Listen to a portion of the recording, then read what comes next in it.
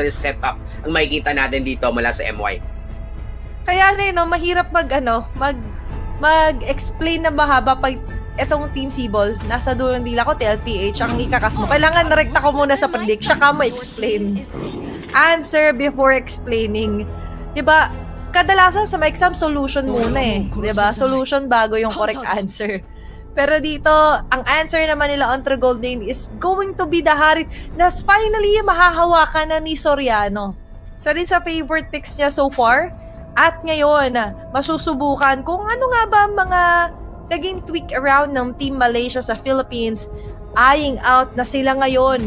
Ang isa sa tinitignan na susi ng Team Philippines para makarekta sa semifinals. Sila ba ang makapagbigay ng semifinals na spot para sa Team Philippines? Yan, dito natin masasagot yan. Kaya sa lahat ng manonood, akala mo kung makapag-aya ako, akala mo grand finals na no? Pero sa lahat ng mga manonood, sabay-sabay nating suportahan ang mga kababayan natin. This is the last game for this day. Sabi nga ni Athena, dito rin nakasalalay kung magkakaroon ba ng upper seed slot. Mas secure ba ng Team Philippines ang upper seed slot kontra sa MY o hindi? So sabay-sabay na nating panoorin yan dito sa Best of 2 series na ito. Ito na yung final match-up na mapapanood natin. The final 2 games ngayon sa Southeast Asian Games. First day ng group stage. Okay, linawin ko lang At ngayon, para naman sa Team Philippines, as we mentioned, the momentum is still going. Nandun yung dominance nila na na-insert sa first 3 matches na ating nakas. And now for the fourth match, looking forward din tayo sa very dominating na game. Kasi sa ngayon, tignan mo naman kung dominating perfect example ni ginagawa dito nila Fi de la Cruz. Kayum, siya kahasyo ngayon. Medyo makukuha. Hindi pala medyo, makukuha talaga. That's going to be a first blood para kay De La Cruz. Grabe nagtipid ang Malaysia doon sa paggamit ng kanilang resources. Hindi pinop ni Kayum o si Yumsian yung kanyang revitalize. Hindi rin ginamit ni Hazik yung kanyang flicker. Pero that cost them the early kill na nakuha dito ng Philippines. And dito natin masasabi na minsan hindi talaga okay magtipid.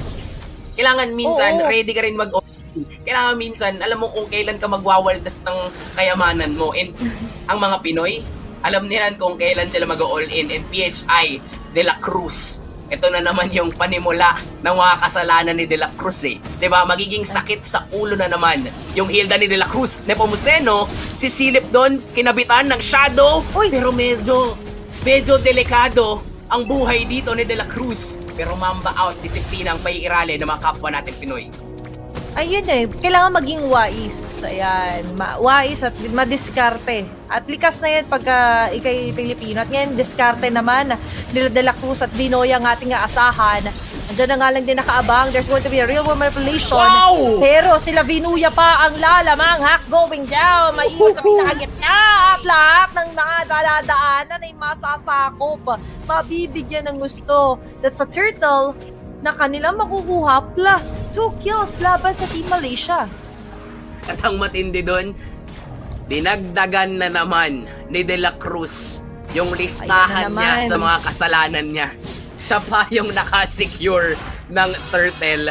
And with that being said, masasabi natin na first 3 minutes napasa kamay ito ng Team Philippines. Now for Malaysia, paano nila sasabayan yung ganitong maagang advantage ng Pilipinas? Ang sagot yata, puruhan si Vinuya dun sa taas. Nakaabang din actually doon si Idrin, and definitely that is a good pick-off. Di natin may pagkakailayon para sa MY, pero anong nangyari na nakawan sila ng orange buff? Kailangan nakikita rin talaga natin yung mga gantong klase na mga agaw ng Team Philippines na akala natin parang bakit wala silang cross-map trade? Ba't di sila gumawa na mirror move? Kasi kailangan nilang i-take into consideration na malimitahan yung jungle camp din for Malaysia. Pwede mo naman bawiin sa ibang aspeto kumbaga. 'Di ba? At ngayon para sa Team Malaysia, ito na may taktika na gumagana sa kanila. Mag 4-man rotation onto a single person at si Vinuya nga yung napili nila. Pero important thing for Team Philippines is hindi pa naman nadi-disrupt yung jungling pattern dito ni Nepomuceno. Yung gold lane ay ligtas pa rin naman. Even the mid lane is still strong as ever. Pero traction pulse kumasa. Tumama man yung EOG. Makakataas pa si Pabico with a flicker. Si Edrina, grabe yung paghahabol. Siya mapapa-flicker out. Ligtas pa rin doon si Pabico.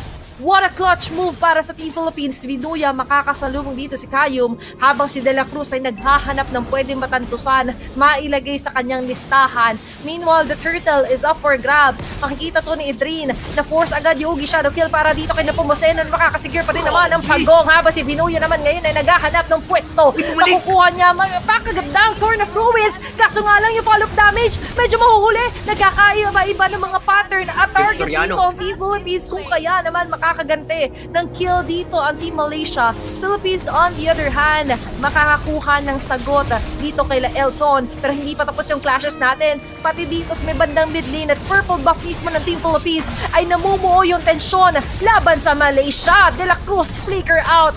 AOG out muna para sa Malaysia. And with that, mukhang hindi pa rin tapos. Ra-round 2 pa ba sila dito, QWERTY?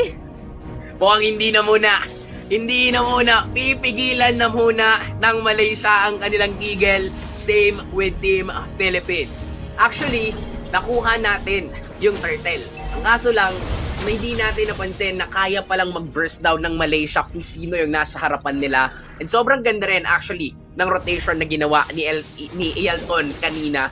Lalong-lalo na nung nahuli niya si Nepomuceno. Isa-isang nag-fall off, nag-crumble yung composition ng mga kapwa natin Pinoy. Pero that is okay. Nakita natin na pinaramdam pa rin nila sa MY na hindi pwede basta-basta nyo kami mamain. Props din actually for MY na aside from getting kills, nakuha din nila yung purple buff ni Nepomuceno which is sobrang crucial para sa isang Hayabusa. So kahit papano, may equalize yung playing field.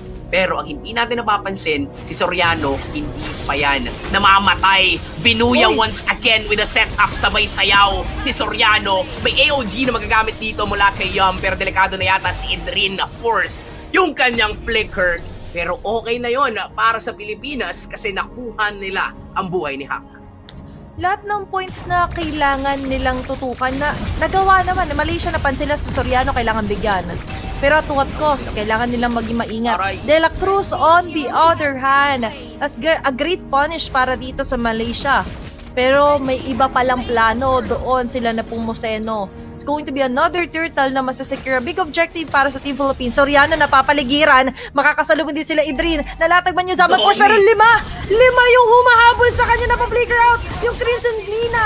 Abot ba? Counter. Yung Mountain Shocker. Lahat kinumit sa kanya. Kaya naman yung counter thing with the Throne of Ruin para kay Vinuya. Hazik is falling down. RWE para dito kay Pabico. Humahabol sila. Saan kayo pupunta? Manadali sila dito si Vinuya with a double kill. Namatay man si Nepomuceno. Pero triple kill na dito si Vinuya. Naiiwan na dito yung dalawang miyembro ng Team Malaysia, Idrin and Elton, ay nandito lumalaban, napakakunat, pero hindi sila tatantanan dito nila Vinuya na ngayon ay tila ba magpo-focus din sa kung ano man yung mga nakuha na nila. Sabi nila, focusan tayo sa goal. Masyado tayong maasim, pero all in all, bawing-bawi doon yung mga nakuhang kills si Vinuya. Grabe yung kakunatan na meron dito itong si PHI Vinuya. Sobrang commendable actually nung pag-chase ng Malaysia kay Soriano. Nakuha nila yung pick-off. Nakita natin napakahaba na nung mga teamfight. Pero wait lang, sa baba may 1v1. Napilitan tuloy lumayo si Elton.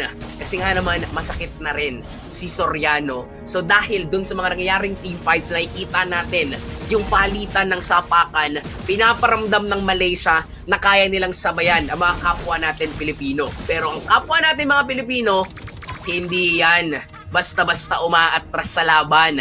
Kaya ngayon, pinaparamdam din nila na sila yung co-control. Ito na yung 4-man rotation, 3 miyembro ang nakita nilang nandito sa baba mula sa MY. Napabravest fighter na lang si Elton, pero ang target pala si Hazik dun sa likuran.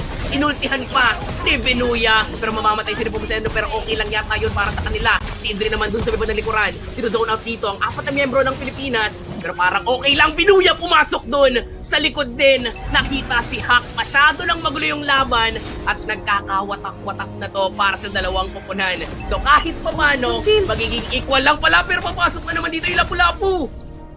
Okay, atras sa bante yung mga napangyayari dito.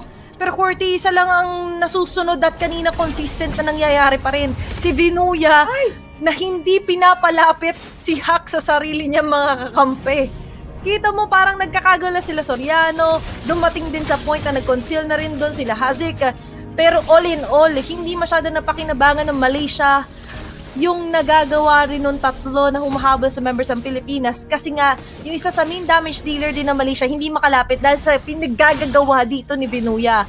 Now, 9 minutes into the game, may Lord na nga pala. At isa to sa pwedeng bakuran ng Malaysia, pero mababakuran mo ba talaga yung mga ganitong klase objectives kung Pilipinas ang kakalaban mo, 'di ba? Kasi ito yung playing ground nila. Ito yung pinaka-favorite spot nila. Yung mga ganitong mga Lord dances, yung mga Lord shakedowns na ganito na nangungunan naman si Venuya, nakaabang kung sakali yung Doom Waltz niya dito, may madadali ba ng slow? Grabe din. Yung mga Void Blast and Void Crystal dito ni Pabico, habang si Nepomuceno hindi pa siya nagpapakita sa mapa. Ayan na, nagpakita na, nag-clear dun sa gitna. Si Visirio, si De La Cruz, pati si Soriano, sabay pasok ulit ni Nepomuceno. Gamit lang ng mga paunti-unting resources, pero nakakita si Venuya ng target. Si Idrin, pero alam niyang hindi dyan mag-all in. Nag-flicker in, bravest fighter si Elton. At yung likuran niya naging target, pero sasayaw na si Soriano. Nandun pa sa loob ng real world manipulation. Mukhang delikado kayo ngayon, MY. Hindi nyo basta-basta dapat labanan ng Pilipinas kapag walang Pinoy na nagbubuhat sa inyo. At mag-isa na lang si Hazik. Mag-isa na lang si Hasik, pero si Venuya ang maghahasik ng lagim dito kontra sa MY. Isa na lang ang nakitira dito sa Malaysia. Kinakailangan niya nang umuwi samantalang ang mga Pinoy na ipanalo lahat ng laban. Grabe! And that is an unofficial wipeout kasi umabot na eh. Yung death timer rin kayo, pero makukonsidera pa rin natin na lahat ng members ng Team Malaysia ay natantusan ng Team Philippines. And with that, nakikita talaga natin kung ano nga ba yung nabibring sa table. Hindi na nga lamesa sa buffet dito ni Sanford! Ni Venuya nga pala! Yung Throne of Ruin na naman na makakahuli ng mga members ng Team Malaysia! At ngayon for Team Philippines, mukhang libre rin sila makakaabate sa may bandang gitna. Sisimutin pa ni Soriano yung mga natitirang members dito for Malaysia, and it's up to Hazik and Elton to defend for their base dito, QWERTY. Kakatok na ang bansang Pilipinas. Sa Malaysia ngayon, papasok na naman si Elton. Makukuha na yung buhay ni Venuya. Yes sir, makakadepensa sila ng bahagya, pero hindi nila mapipigilan ang rumaragasang Pilipinas sa pagmarcha papasok sa kanilang base. Pabico still alive, pero kahit papano successful pa rin sa pagdepensa dito ang Malaysia. May flying clouds, nandun yung Ugi Shadow Kill, magaling kina Nepomuceno, pero enough damage sa output niya para mapabagsak na naman kahit yung pinakamakunat pa ng team ng Malaysia. Ngayon, iba bang tore ang pwedeng punteryahin ng mga kapwa natin Pinoy ngayon? May AOG pang ginamit, pero tila ba gigil na gigil talaga ang Young Goat dito sa baba. Minamata na nila yung first seed, yung first game. Gusto nang tapusin to ng Pilipinas, pero tinatry pa rin dumepensa ng Malaysia. Ang kaso nga lang hindi nila mapipigilan ang lakas ng Pinas. May mga minions na parating, ino-all in ng Malaysia. Ang kaso nga lang, hindi nila tayo kaya.